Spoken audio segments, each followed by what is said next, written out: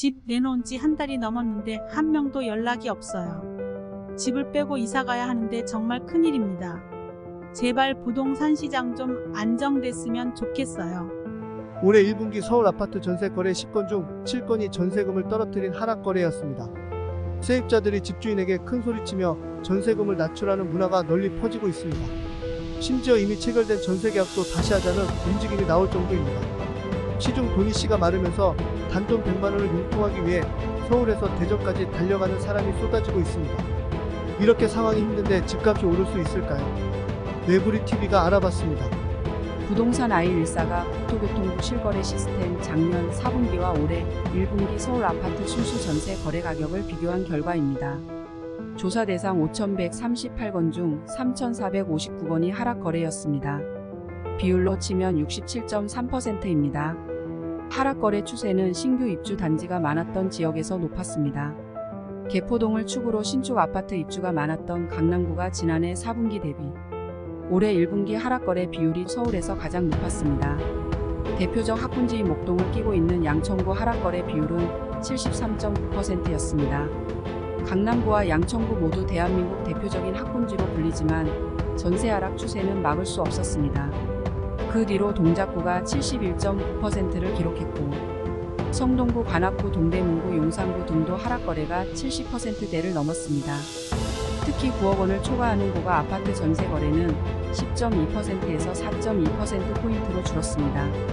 전세자금 대출 금리가 높아지자 고가 전세에 부담을 느낀 세입자들이 대거 전세금을 낮춘 것입니다. 전세값이 하락하면서 계약 갱신권을 사용하는 비중도 점점 줄어들고 있습니다. 올해 1분기 서울 아파트 전월세 갱신거래 14,082건 중 갱신 청구권을 사용한 거래는 4,704건에 그쳤습니다. 제도가 도입된 2020년 8월 1회 분기 최저치를 기록했습니다. 계약 갱신권 도입 초기 당시 갱신권 사용 비중은 70%를 넘었습니다.